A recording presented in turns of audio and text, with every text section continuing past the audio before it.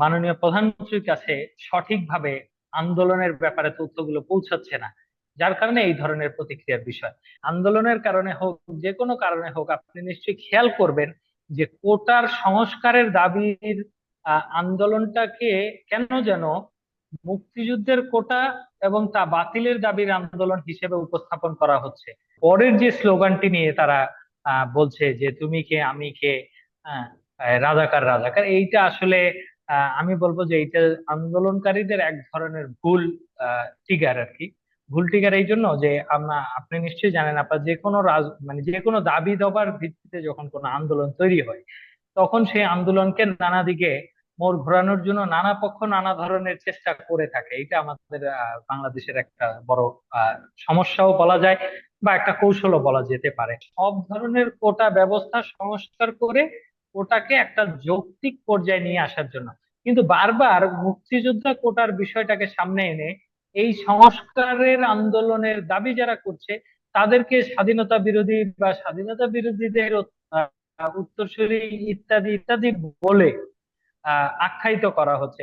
এবং এর সঙ্গে বোধহয় আরেকটি বিষয়কে সম্পর্ক যুক্ত করা হয়েছে। কালকে রাতের যে মানে ক্ষোভ বিক্ষোভের যে স্লোগান, সেখানে তুমি কে আমি কে, রাজাকার রাজাকার, এই টাইপের স্লোগানের মধ্যে স্বৈরাচার শব্দটাও উঠে এসেছে শিক্ষার্থীদের স্লোগানের মধ্য দিয়ে। সঙ্গে একমত যে মাননীয় প্রধানমন্ত্রীকে কোনোভাবে ভুল তথ্য দিয়ে বলা হচ্ছে যে আন্দোলনকারী যারা, তারা মূলত মানে চাকরিতে কোটা সংস্কারের দাবিটা তাদের মূল নয়, তারা হচ্ছে বিরোধী রাজনৈতিক শক্তিগুলোর মানে পারপাসটা সার্ভ করতে চাচ্ছে।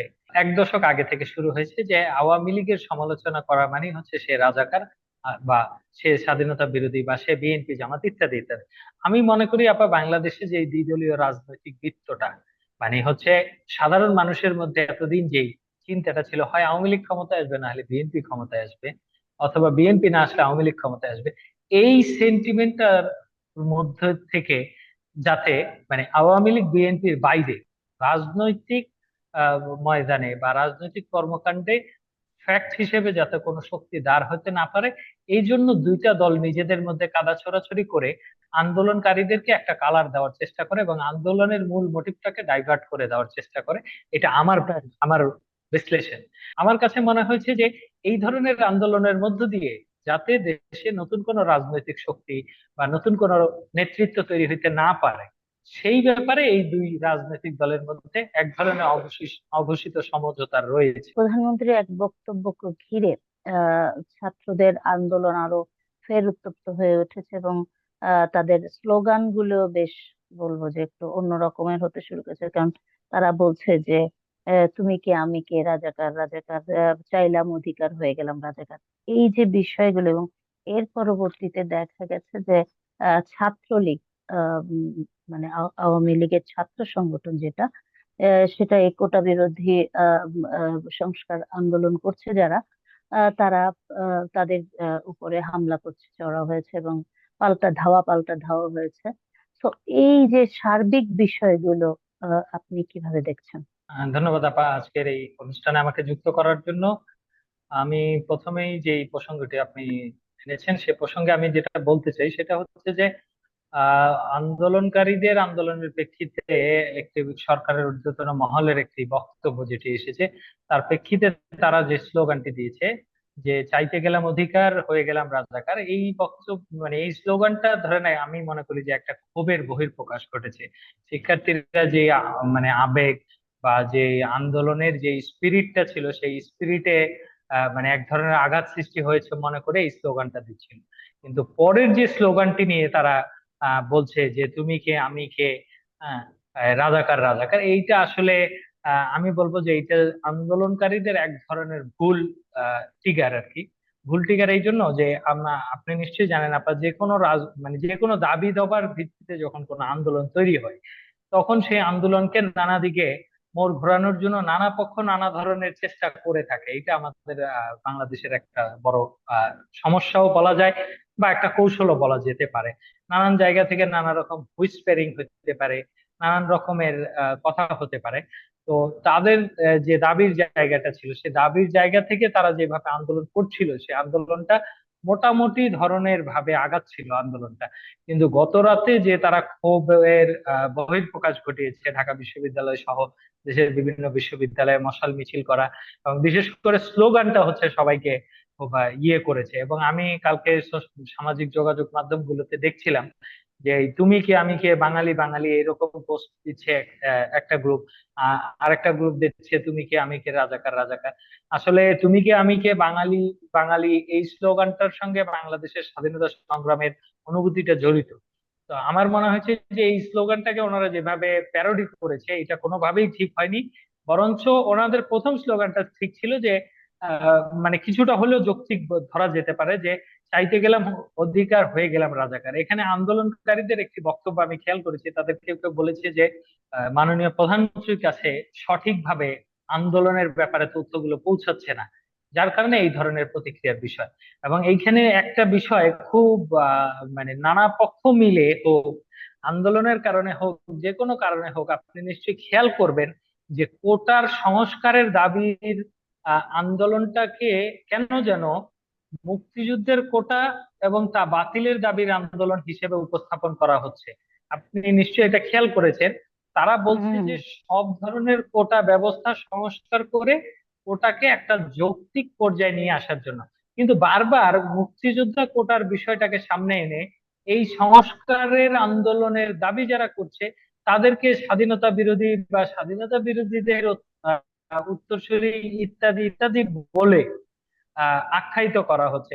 এবং এর সঙ্গে বোধহয় আরেকটি বিষয়কে সম্পর্ক যুক্ত করা হয়েছে, কালকে রাতের যে মানে ক্ষোভ বিক্ষোভের যে স্লোগান, সেখানে তুমি কে আমি কে রাজাকার রাজাকার এই টাইপের স্লোগানের মধ্যে স্বৈরাচার শব্দটাও উঠে এসেছে শিক্ষার্থীদের স্লোগানের মধ্য দিয়ে। তো আমরা যেটা দেখছিলাম যে একেবারে শুরু থেকেই আওয়ামী লীগের সাধারণ সম্পাদক জনাব ওবায়দুল কাদের সাহেব বারবার বলছিলেন যে আন্দোলনের সঙ্গে বিএনপি জামাত ইত্যাদি ইত্যাদি বা বিরোধী রাজনৈতিক সম্পৃক্ততার একটা অভিযোগ উনি করে আসছিলেন।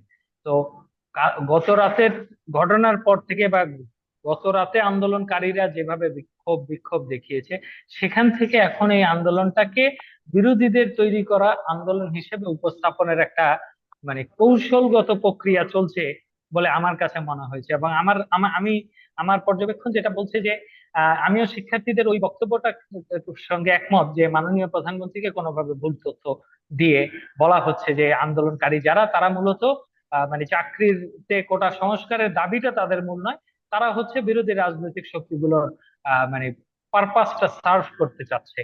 এরকম একটা এরকম একটা বিষয় হয়তো ওনাকে বোঝানো হয়েছে। এবং উনি যে প্রতিক্রিয়াটা দিয়েছেন এই প্রতিক্রিয়াটার সঙ্গে কিন্তু আন্দোলনের স্পিরিটটা ঠিক ইয়ে না, মানে যেমন ধরেন যে যারা আন্দোলন করছে তাদের সবাই যে বা ইয়ের বিরুদ্ধে মানে স্বাধীনতা বিরোধী অংশ বা এই বিরোধী রাজনৈতিক দলের ছাত্র সংগঠন গুলার সঙ্গে সম্পৃক্ত এরকম কিন্তু না।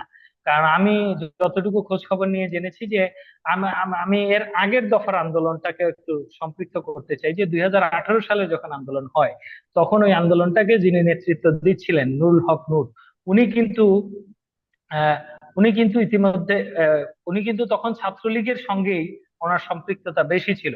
আপনি নিশ্চয়ই জানেন পরবর্তীতে আমরা হুম। দেখেছি যে ভিপি নুরুল হক নূর উনি ভিপি হয়েছেন, তার আগে গণভবনে গিয়েছেন, মাননীয় প্রধানমন্ত্রীর পা ধরে সালাম করে দোয়া চেয়ে এসেছেন এবং উনি বলেছেন মা বলে সম্বোধন করেছেন, মানে নানান বিষয় আমরা দেখেছি।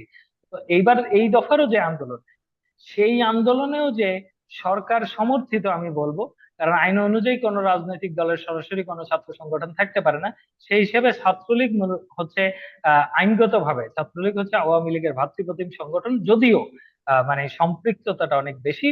আহ তো এই আন্দোলনে কিন্তু আপনার এবারকার আন্দোলনে কিন্তু ছাত্রলীগের অনেক নেতাকর্মীরও সমর্থন রয়েছে, সক্রিয় অংশগ্রহণ রয়েছে এবং ভূমিকা রয়েছে।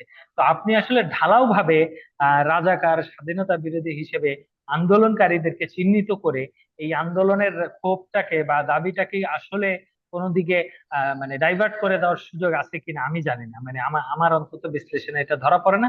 আমার উম, মনে হয় যে সাময়িক সময়ের জন্য আমান, রাগ যেটা ক্ষোভটা হচ্ছে দমে গেলেও। আপনি তো অনেকদিন ধরে সাংবাদিকতা করেন। এর আগে আরো অনেক আন্দোলন হয়েছে, ছাত্রদেরও আন্দোলন হয়েছে, সড়কের মধ্যে ছাত্ররা বাচ্চারা এসে পড়েছিল, আপনার মনে আছে?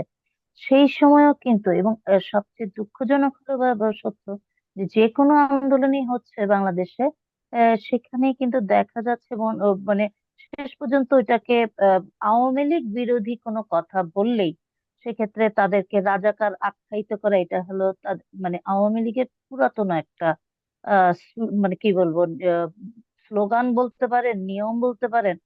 যে কেউ আওয়ামী লীগের বিরোধিতা করে মানেই হচ্ছে সে রাজাকার। বিষয়টা তো আসলে তা না। তো এই যে, ধরেন আন্দোলন হচ্ছে, এটাকে আসলে যারা মুক্তিযোদ্ধা, শুধুমাত্র মুক্তিযোদ্ধা কোটা নিয়ে তো কথা বলা হচ্ছে না, বরং মুক্তিযোদ্ধার কোটার চেয়েও বেশি সমালোচনা করা হচ্ছে জেলা কোটা বা নারী কোটা। এগুলোকে বলছে যে একটু কমায়, জেলা কোটাকে বেশি বলছে যে তারা তাদের সাথে, আমিও যে আলোচনা করেছি, তারা কিন্তু জেলা কোটাটাকে বিশেষভাবে উঠিয়ে দিতে বলা হচ্ছে, যে নারী কোটাটা একটু কমানো, প্রতিবন্ধী কোটা যা আছে তাই থাকুক, মুক্তিযোদ্ধা কোটাটাও একটু কমাতে বলছে, উঠাতে কিন্তু তারা বলে নেই। তো এখানে এই মুক্তিযোদ্ধা কোটাকে আসলে এই আন্দোলনের প্রতিপক্ষ করে দাঁড় করানো আমার মনে হয়েছে যে আওয়ামী লীগের পক্ষ থেকে প্রধানমন্ত্রীর কাছে এগুলো বোঝানো হয়েছে। এবং তবে আমি প্রধানমন্ত্রীর প্রতি সম্মান জানিয়ে বলতে চাই যে উনি তো আমাদের সবকিছু, উনি দেশের নেতা, তিনি দেশের পরিচালক, তিনি সবাই বলেন যে হ্যাঁ উনি মা। তো সেই ক্ষেত্রে তো তিনি এই ভুল বুঝানোতে আসলে মানে ওনার তো আরো বেশি নিজেই এটাকে, উনি তো এমনও আমি শুনেছি যে উনি নিজে, শুনেছি না শুধু দেখছিও, যে উনি নিজেই কিন্তু টিভি দেখেন, তিনি নিজেই পত্রিকা পড়েন। তো তাকে বোঝানো, উল্টাপাল্টা বোঝানো হলেই তিনি বুঝবেন, আমার ঠিক ওটা ঠিক হয় না। আমার মনে হয় যে ওনাকে আরো মানে উনি আরেকটু যদি আমার মানে কোটা আন্দোলনকারী শিক্ষার্থীদের প্রতি একটু সদয় হতেন, তাহলে আমার মনে হয় যে এই রকম খারাপ দিকে যেত না। আর হ্যাঁ, বাংলাদেশে তো এটা ঠিক যে যে কোনো আন্দোলনে পরবর্তীতে, যে শুধু বাংলাদেশ কেন, যে কোনো দেশেই দেখবেন, ইন্ডিয়াতেও যখন একটা আন্দোলন শুরু হয়, এখানে কিন্তু বিরোধী যারা থাকে, সরকার বিরোধী রাজনৈতিক পক্ষ, তারা যে সেটার সাথে যোগ দেয়। এটাই হচ্ছে গিয়ে মানে আহ দেশগুলো, আমাদের এই দক্ষিণ এশিয়ার দেশগুলোর আহ বলবো কালচার। তো এই বিরোধী দলের তারা যোগ দিয়েছে, বা বিরোধী ছাত্র সংগঠন গুলো উস্কাচ্ছে, সেটাও যেমন ঠিক, আবার এট দ্য সেম টাইম সাধারণ ছাত্রছাত্রীরা তো আছে। জি, আপনি কি মনে করেন? না, প্রথম কথা আপনি অনেকগুলো প্রসঙ্গ এখানে নিয়ে এসেছেন। সেটা হচ্ছে যে সরকারও যে সবসময় সঠিক কাজ করে এটাও কিন্তু নয়। সরকারের কোনো কাজে জনগণের যে কোনো অংশ সংক্ষুব্ধ হতে পারে এবং তার প্রতিবাদ জানাতে পারে, তারা তাদের সমাধানের পথ ও পদ্ধতির কথা বলতে পারে। তো বাংলাদেশে এই চর্চাটা আমরা দেখছি মূলত এক দশক আগে থেকে শুরু হয়েছে, যে আওয়ামী লীগের সমালোচনা করা মানে হচ্ছে সে রাজাকার, বা সে স্বাধীনতা বিরোধী, বা সে বিএনপি জামাত ইত্যাদি ইত্যাদি। আমি মনে করি আপা, বাংলাদেশে যে এই দ্বিদলীয় রাজনৈতিক বৃত্তটা, মানে হচ্ছে সাধারণ মানুষের মধ্যে এতদিন যেই চিন্তাটা ছিল, হয় আওয়ামী লীগ ক্ষমতায় আসবে, না হলে বিএনপি ক্ষমতায় আসবে, অথবা বিএনপি না আসলে আওয়ামী লীগ ক্ষমতায় আসবে, এই সেন্টিমেন্টটার মধ্যে থেকে যাতে মানে আওয়ামী লীগ বিএনপির বাইরে রাজনৈতিক ময়দানে বা রাজনৈতিক কর্মকাণ্ডে ফ্যাক্ট হিসেবে যাতে কোনো শক্তি দাঁড় হতে না পারে, এই জন্য দুইটা দল নিজেদের মধ্যে কাদা ছোড়াছুড়ি করে আন্দোলনকারীদেরকে একটা কালার দেওয়ার চেষ্টা করে এবং আন্দোলনের মূল মোটিভটাকে ডাইভার্ট করে দেওয়ার চেষ্টা করে। এটা আমার রাইট। আমার বিশ্লেষণ। কারণ হচ্ছে যে আমরা অতীতেও দেখেছি, যে কোনো আন্দোলন হলে সরকার পক্ষ হচ্ছে বিরোধী পক্ষকে দোষারোপ করে যে এইটা হচ্ছে বিরোধী দলের আন্দোলন, হুম। বিরোধী দল এদেরকে উস্কে দিয়েছে। আবার দেখা গেছে বিরোধী দল আবার দেখা গেছে সরকারের উপরে আহ অভিযোগ করছে যে এটা সরকারের পাতানো খেলা।